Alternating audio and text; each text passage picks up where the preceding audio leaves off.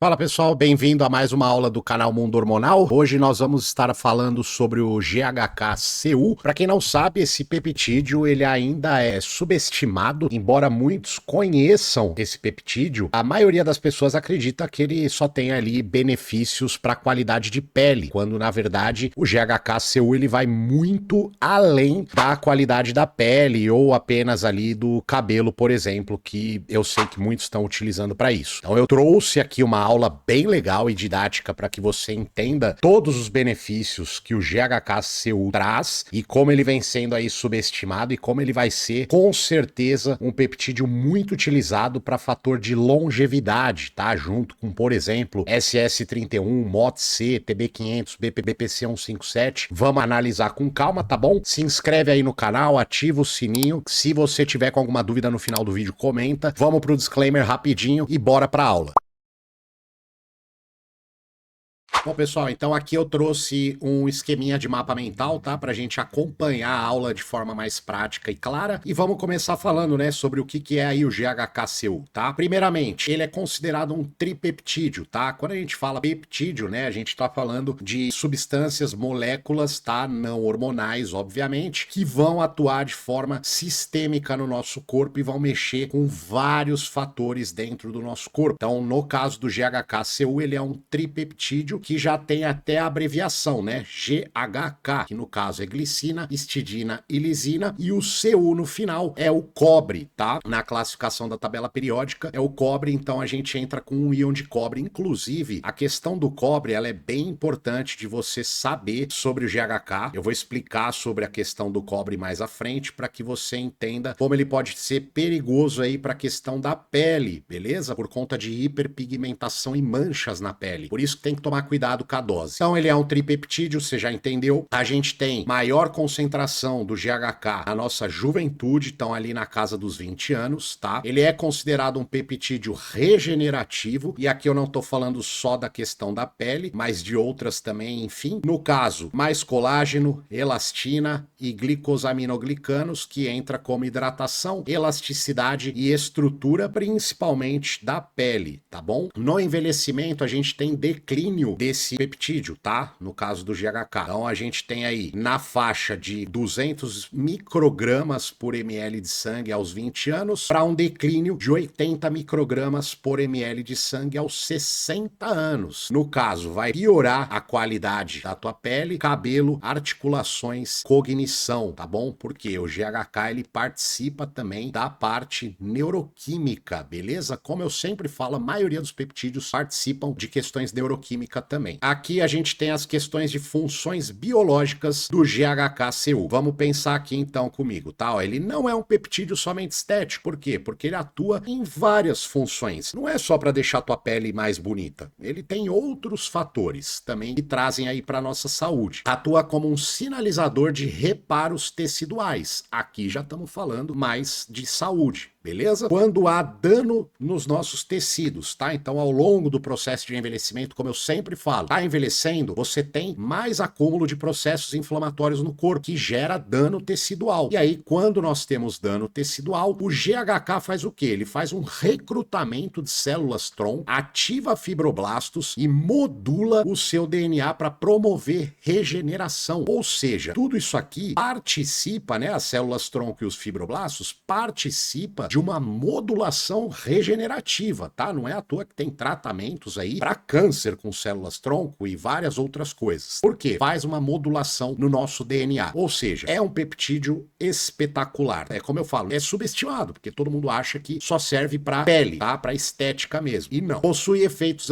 anti-inflamatórios, tá? Antioxidantes, neuroprotetores e também até cardioprotetores. Mas vamos continuar aqui, ó. Melhora da densidade capilar, reduz rugas, acelera a cicatrização de feridas, tem potencial em doenças neurodegenerativas como Alzheimer por proteger neurônios e reduzir as placas amiloides, né? Então, como em outros vídeos eu já falei sobre as placas amiloides, elas acabam criando um ambiente inflamatório nos seus neurônios. Ao longo do tempo, tá? Essas placas amiloides, elas vão deteriorando o teu cérebro, né? Reduzindo o teu cérebro, o tecido cerebral, gerando aí problemas de Alzheimer, principalmente em quem tem condição genética para isso. Então o GHKCU ele entra como um potencial em doenças como o Alzheimer. Continuando aqui, vamos falar sobre a questão agora de estudos e evidências clínicas. Temos aí estudo que mostrou que o uso tópico, né, no caso aí em gel ou creme de GHKCU em humanos, aumentou a espessura dérmica, tá, da pele no caso, em até 27% após 3 meses. Outro estudo demonstrou uma redução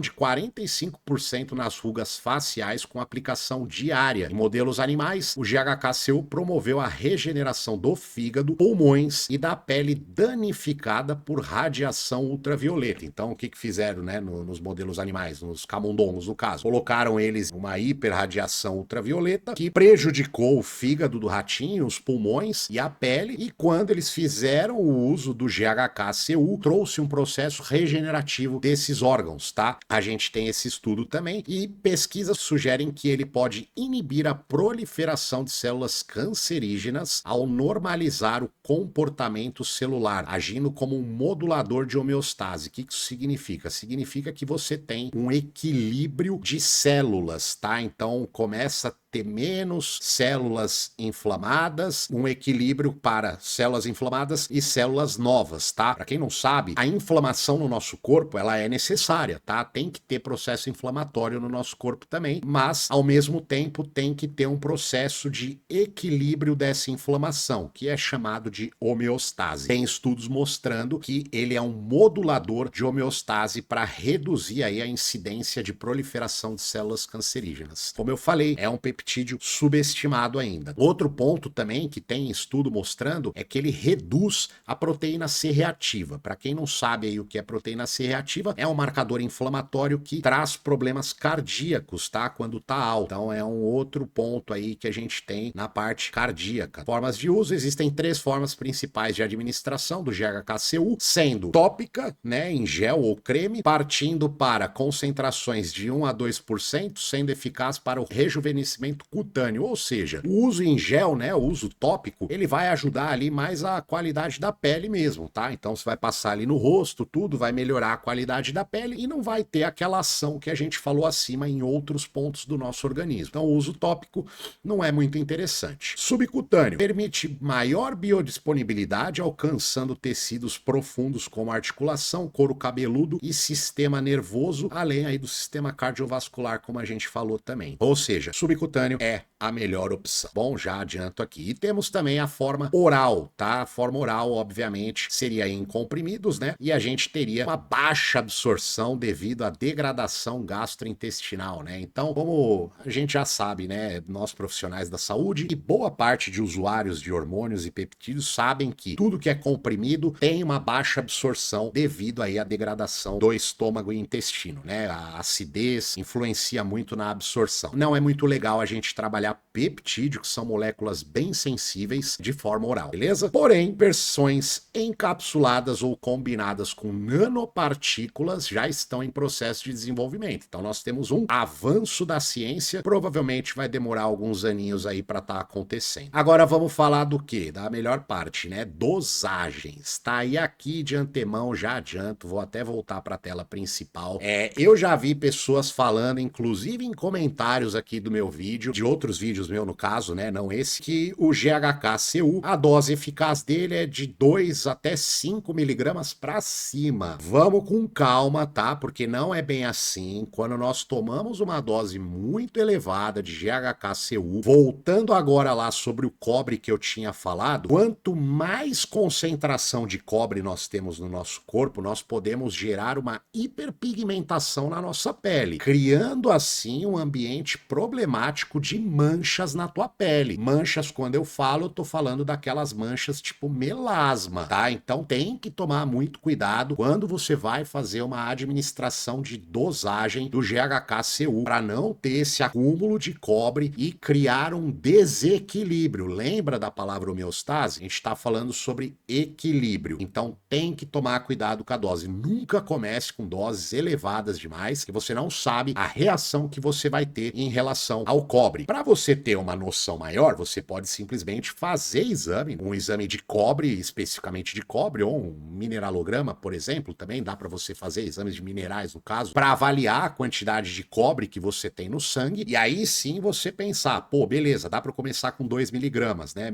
Meus níveis de cobre tão baixos. Agora, porra, se os níveis de cobre tão bons, dentro de referências, ou já são mais elevados, cara, vai dar merda, entendeu? Vai ocorrer hiperpigmentação na tua pele, e aí você vai falar, pô, o GHK é uma porcaria. Não, não é uma porcaria, você que utilizou errado, beleza? Muito cuidado, vamos voltar para a tela e falar das doses agora. Então aqui, vamos falar das dosagens, tá? Dosagens e protocolos recomendados para uso tópico, né? Cremes em géis, fica na casa de 1 a 2% em sérums faciais, aplicado 1 a 2 vezes ao dia, né? Uma a cada 12 horas, de manhã e à noite, por exemplo, dá para fazer dessa forma. Injeções subcutâneas, nós temos doses típicas que variam entre 1 a 2 miligramas por dia durante ciclos de 3 a 6 meses seguidos de pausas, tá? Aí sim nós temos um outro ponto aqui para falar. Presta bem atenção. O GHKCU, ele não tem um efeito extremamente rápido, tá? Pode ser que você note até uma qualidade de pele melhor no primeiro mês, mas o efeito potencial maior dele vai ser depois de uns 3 meses, cara. GHKCU, ele tem uma ação sistêmica e lenta, tá? Ele não é rápido, como se você tomasse, por exemplo, um propionato de testosterona ou um TB500 que tem uma ação mais rápida, né? Cada peptídeo tem um tipo diferente de ação, um tempo diferente de ação, e você tem que entender isso na hora que você for utilizar. Beleza? Então, GHKCU vai ter uma ação mais lenta, ou seja, pense em um ciclo de 3 meses para frente. E quando for dar uma pausa, pausa de 1 a 2 meses mais ou menos também,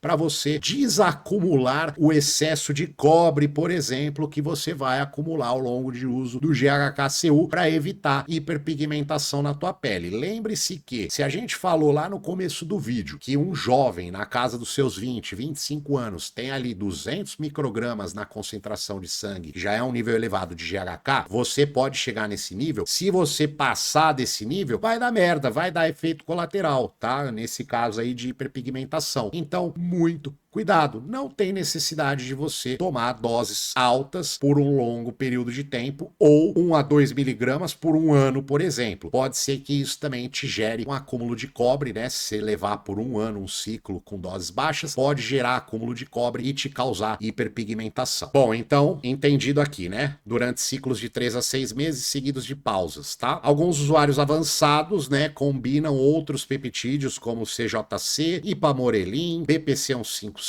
TB500 para ter melhor sinergia. Tudo vai depender do porquê você está utilizando esses compostos, beleza? Para que você vai utilizar GHK com Ipamorelin? Ah, é para potencializar mais ainda os efeitos estéticos que o GH pode trazer para minha pele? Ok. O CJC? Ok. O BPC? Ok. O TB500? Ok. Para articulação, no caso, né? Regeneração de articulação? Perfeito, tá? Porque também na articulação nós temos participação aí de questões da parte de colágeno, né, na regeneração tecidual. Então, funcionaria? Sim, funciona. Inclusive, tem compostos já que é feito com o GHK e o BPC157, o GHK, o TB500 e o BPC157. Tem compostos, né? Tem um que se chama Glow, se eu não me engano, tá? Que já é um composto com esses peptídeos em conjunto, e aí você pode fazer o uso, beleza? A administração deve ser feita com agulhas finas, né? Agulha de insulina, no abdômen ou glúteo, né? Na região lateral aqui do glúteo, não precisa ser exatamente onde você faz a aplicação de hormônios, né? Pode ser na região um pouquinho mais lateral do glúteo, tá? Com troca de locais para evitar irritação e inflamação. Se você fica aplicando sempre no mesmo lugar, assim como esteroides, pode gerar aí um processo inflamatório de irritabilidade e isso não vai ser legal porque vai coçar pra cacete, tá? Se alguém aqui já usou peptídeo, sabe que se você fica aplicando sempre no mesmo lugar, depois de 3, 4 aplicações, cara, dá uma encaroçada e coça pra cacete. Beleza? Basicamente, doses elevadas podem causar hiperpigmentação na pele, tá? Isso aqui já estava aqui para você acompanhar na aula. Mas enfim, efeitos colaterais e segurança, né? Vamos lá. O GHK é considerado seguro com pouquíssimos, né? Ou nenhum efeitos adversos reportados. Alguns usuários relatam leve vermelhidão ou inchaço no local da aplicação, como já falei anteriormente. Em doses muito elevadas, pode ocorrer desregulação temporária da pigmentação da pele. Mais uma vez, avisando sobre o excesso de GHK. Não precisa ficar tomando 5 miligramas de HK todos os dias aí, que vai dar merda, tá? Melhor você me escutar. Não há evidências de toxicidade grave em estudos de longo prazo. No entanto, recomenda-se um acompanhamento profissional, tá? Obviamente, se você não entender sobre nada de hormônio, fisiologia, bioquímica, farmacologia, cara, busca ajuda, porque se der merda, pode ser uma coisa para sempre, né? Pode ser, se você tem um problema de pele, por exemplo, tá? Um melasma, já era, amigão. Você vai manchar tua pele e não tem volta. Você pode, cara, para jogar ácido na cara, não vai resolver. Vai ficar manchada a tua pele, tá? Especialmente em pessoas com condições autoimunes, tá? Doenças autoimunes ou câncer ativo, beleza? Devido ao seu potencial estimulante sobre regeneração celular. Então, muito cuidado se você tiver alguma condição autoimune, tá? Doenças autoimunes ou até mesmo um câncer, tá? Ou seja, um tumor maligno ou benigno, você tem que tomar muito cuidado para usar essas coisas. Não ache que você vai tomar peptídeo e ele vai te salvar de um câncer ativo, beleza? Pode ser que piore. Por isso que você tem que ter um acompanhamento para entender o que você vai fazer com o peptídeo. Mistura e armazenamento, tá? Poliofilizado não tem segredo, né? Já mostrei em outro vídeo aqui para você o frasquinho com pó. Deve ser reconstituído com água bacterostática, com conservante de álcool benzílico ou até solução salina estéril. E lembrando, na hora que você for fazer a diluição, não chacoalha como se fosse uma coqueteleira que você está batendo um whey protein, beleza? Senão vai perder o composto. Após a mistura, a solução deve ser armazenada em frasco refrigerado, né? Então tem que manter na geladeira e usar ali dentro de 4 a 6 semanas. Mais ou menos aí. Podendo chegar até umas 8, vai? Mais precisamente aí umas 4, 6 semanas é certeza que vai durar o produto. Misturar com outros...